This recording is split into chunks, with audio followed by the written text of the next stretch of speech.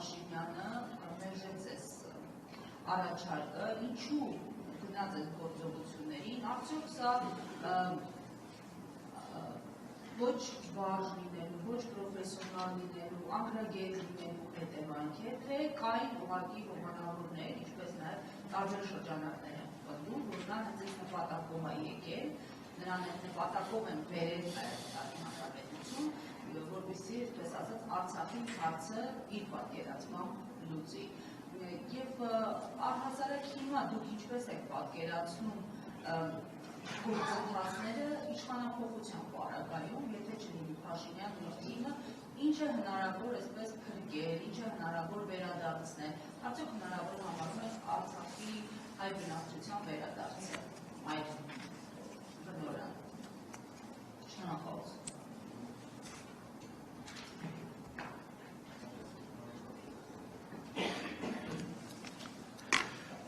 Առաջին հարցը դա ըստ էության ձեր ակնարկներն մասին, որ Նիկոլ Փաշինյանը կատարել է պետական դավաճանություն եւ պիտի դատվի Հայաստանի քրեական օրենսգրքի համաձայն։ Այսինքն ենթադրությունը այն է, որ նա հավաքագրվել է օտար երկրյա ծառայությունների կողմից եւ այս ամենը արել է հետեւողականորեն կատարելով օտարածին օրակարգերի կողմից եւ պետությունների կողմից տրված հանձնարարությունները։ Նայեք,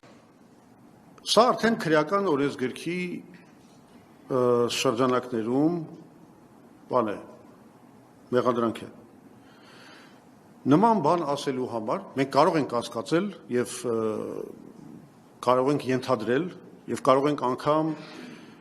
համարյա համոզված լինել, որ այդպես էլ եղել է։ Բայց ես չեմ կարող նման բան պնդել, քանի դեռ չունեմ անհերքելի ապացույցներ։ Եվ ես կարծում եմ, որ ապագա իշխանությունների խնդիրներից մեկը պետք է լինի նաև այդ հարցի վերլուծությունը։ Այսինքն հիմքերական ուսումնասիրելու հարցը եւ եթե գտնվեն ապացույցներ, եթե գտնվեն հստակ փաստեր, արձանագրումներ, չգիտեմ եւ այլն, ապա իհարկե պետք է քրեական պատասխանատվություն տա։ Այսինքն երբ որ մենք ասում ենք, օրինակ ես եթե ասում եմ, որ հա, իհարկե Նիկոլ Փաշինյանը կատարել է ամենամեծ հանցագործությունը հայ ժողովրդի դեմ։ Բայց երբ որ ես ասում եմ կատարել է հանցագործություն, ես նկատի ունեմ, այսպես ասեմ, պատկերավոր առումով, քաղաքական առումով հանցագործություն, ոչ թե քրեական օրենսգրքի։ Օրինակ, բանի առումով հայ առաքելական եկեղեցու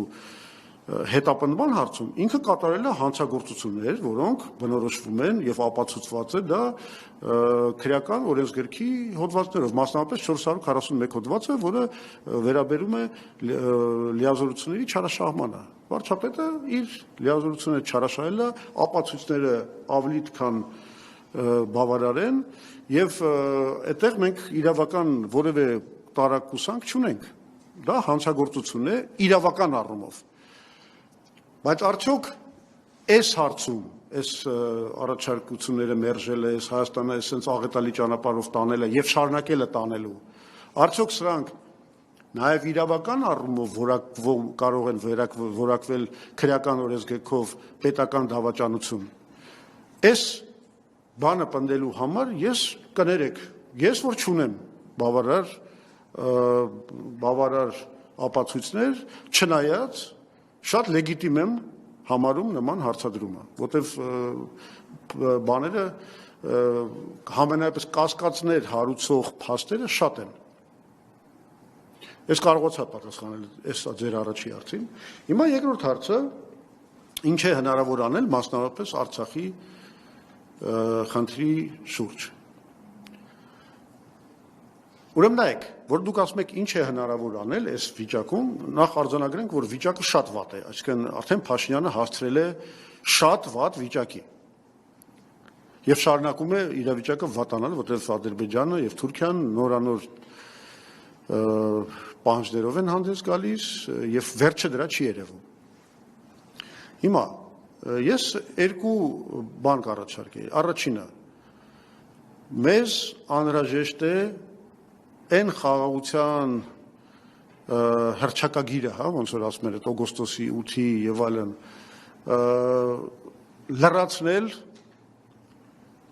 լրացնել շատ կարևոր բաղադրիչներով, որոնք այս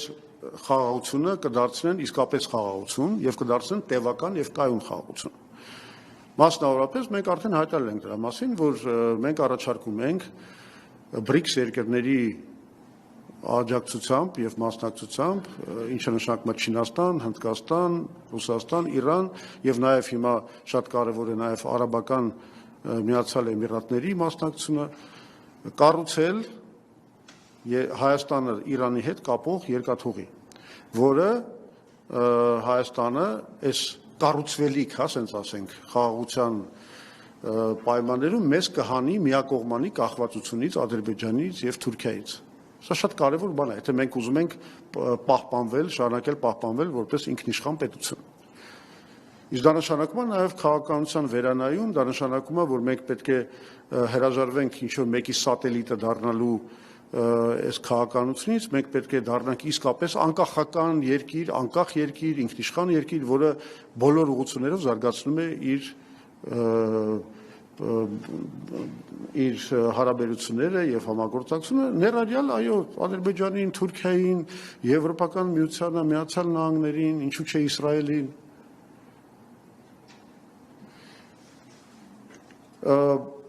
Հիմա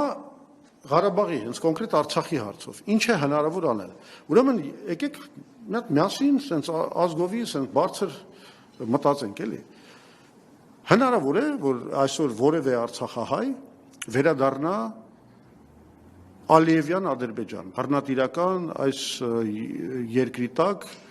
իր բռնատիրական օրենքներով, իր խտրականությամբ, իր պահանջներով, որ այդ մարդիկ դառնան Ադրբեջանի քաղաքացիներ, ծառայեն ադրբեջանական բանակում հայերը եւ նաեւ ասենք դա այդ ամբողջը ունիտար Ադրբեջանի պայմաններում, երբ որ ասենք դատախազները, միլպետները, դատավորները բոլորը նշանակվելու են Բաքվից։ Ու շատ հնարավոր է, որ բոլորը լինեն ադրբեջանցի։ Մի պետությունում, որի այսօրվա պաշտոնական գաղափարախոսությունը կառուցված է հայատյացության վրա։ Հնարավոր է։ Ես չեմ կարծում, որ Արցախահայերի մեջ այդպիսի գժեր կան, որ պատրաստ են գնալ եւ ապրել Ալիևյան ռեժիմի տակ։ Չի լի դες բան։ Դրանից մաթեմատիկական ճշգրտությամբ հետևում է երկրորդ եզրակացությունը, որ ուրեմն դա հնարավոր կլինի մենակ մի պարագայում, եթե Ադրբեջանի ինչ-որ հրաշքով տեղի ունենա ժողովրդականացում, որը կներեք ոչ ոք չի հավատում դա, կամ եւ այդ հայատյաց այդ գաղափարախոսության վերանայում, որ դրանից ազատվի Ադրբեջանը, կամ այդ տարածքում, Արցախի տարածքում սահմանափակվի Ադրբեջանի ինքնիշխանությունը, ճիշտ է։ Իսկ դա երբ է հնարավոր։ Ես ձեզ ասում եմ, ինքնիշխանության սահմանափակում Արցախի տարածքում